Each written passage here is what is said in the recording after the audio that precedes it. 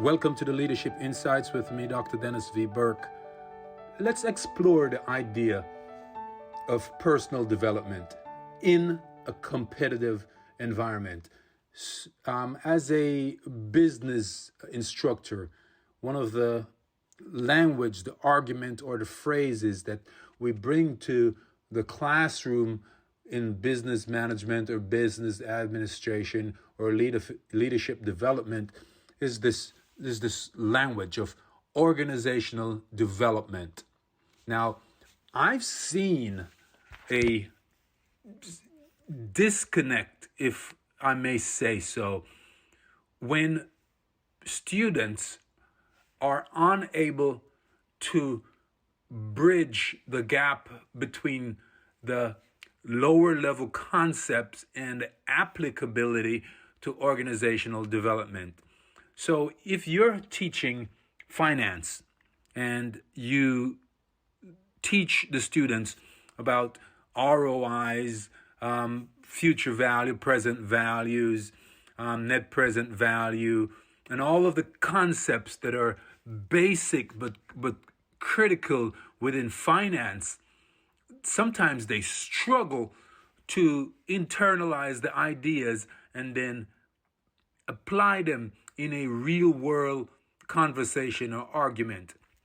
So I've actually taken to approaching the finance concept. A matter of fact, in almost all of my classes, I've taken to teaching the concept at a personal level, making sure the students are able to relate to the concept at a basic level, and then we scale them to the external and organizational level, the enterprise scale, if I may say so. So with that in mind, it got me to thinking, when we talk about organizational development, that might be an abstract concept to someone who needs personal development. And so I think it makes sense to first work inside out, right? Working inside out mean developing at an intrapersonal level. And then we teach the students or teach people or even apply this to ourselves. Then we practice interpersonal development. Interpersonal, when we scale the interpersonal development, we are then achieving a team level or organizational scale. What would that look like? What would a personal development within a competitive environment mean?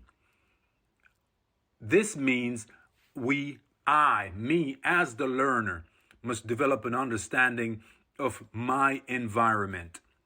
Success, as we coin the term success, isn't a what we'd say some cookie cutter type concept, because an important portion or an important consideration in success is that the competences, the knowledge, skill, and attitude of the individual must synchronize with the principles that are inherent within the environment. We can change ourselves. I can change me. You can change you.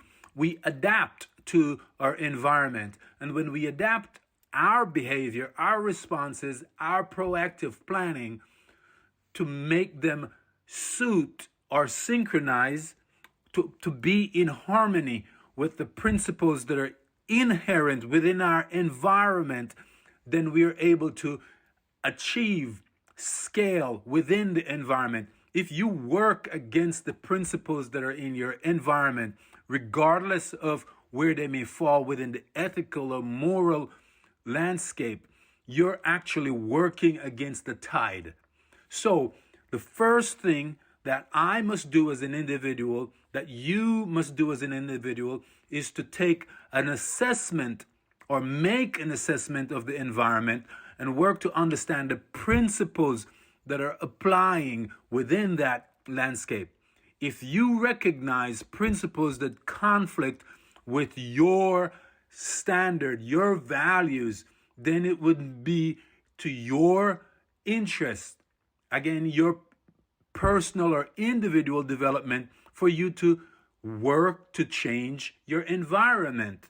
But if you found principles that are consistent with your values and your principles, then you should stay and work within the environment. That's the first point. Now, what tools that we would typically use in an organizational development that I believe can be applied in individual development? Two are obvious: the pestle analysis and a SWOT analysis. So instead of thinking at an organizational level, here I'm suggesting you conduct a personal SWOT analysis and a personal pestle analysis. All right? Now, what does that mean? SWOT. A SWOT analysis is an assessment of strengths, weaknesses, opportunities, and threats. Again, strengths, weaknesses, opportunities, and threats. And that's saying, what are my internal strengths? What are my knowledge, skill, and attitude? What do those things look like? And where knowledge, skill, and attitude overlap, we say habits. So it's really easy for me to say, what are my inherent habits? Right? That's my strength. Now, what are my weaknesses? Another way to look at this is, what habits do I have that don't serve me?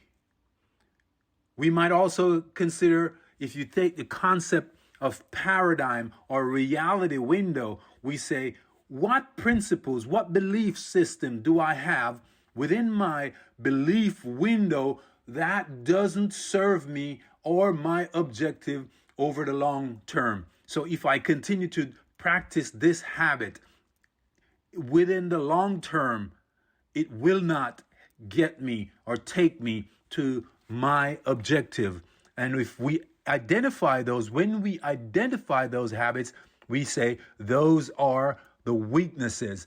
Weaknesses might be something that I don't know and I need to know. Habits that I do not have and I need to develop.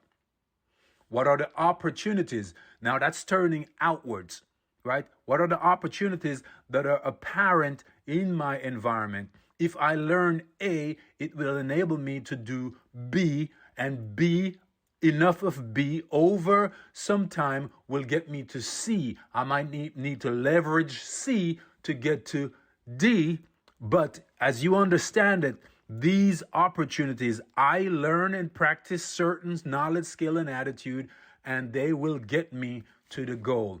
So that's strength, weaknesses, opportunities, and then threat. The threat is really, what am I competing against? What are the challenges in my environment that I must overcome? And what are the competitive threats that I must be aware of within my environment as I work to achieve my objective? Now, that's the first concept of what I say is a personal SWOT analysis. Now, a pestle analysis. Pestle is actually an external looking deal, right? If you take this concept and you say, all right, these are my strengths, weaknesses, opportunities, and threats. These are my knowledge, skill, and attitude. And hence, this is the habit. You analyze, what are my values? What do I really believe? What do I have inscribed on my reality window? How do I operate? What motivates me? And if I continue to practice these behavior, what implication would they have in the external environment? As if whatever I'm doing is being recorded and will be played on a public screen. And pestle at an organizational level represent, the first is political. So if I continue this particular habit, would it have a positive or negative political implication when it's broadcast? Another take is the E in pestle would be economic. If I continue to practice this particular habit or develop a particular habit, would it have an economic implication in the long term? Would that implication support or would it contradict the goals that I'm after? S is the socio-cultural implication. If I continue to practice the particular habit, knowledge, skill, and attitude, does it have a positive or negative socio-cultural implication? If it's broadcast, is that going to be positive or negative? T, technologically, does my habit have a technological implication, positive or negative? Again, P-E-S-T, the E, the next one is the E, is environmental. Does my habit have environmental implication? When it's broadcast, is that particular area of my life, the impact I'm having, the behavior I am practicing, will it have a positive or negative implication as it applied to these, what we say, broad social concern? And then L for legal. If I continue this particular strength or weakness, this habit of mine, in the long term, will it have a positive or negative legal implication for me? Now, sometimes all of these concerns might not apply. And you might find that if they all apply, we might be able to rank them in order of priority or importance, significance, based on the operating environment at a personal level. What factor, what section do I need to focus on? What strength do I need to strengthen or diminish? What weakness do I need to strengthen or ignore? However, the point I am making is that at a personal level, we must have a personal development plan before we can realistically believe that we can impact environmental or organizational scale type of success.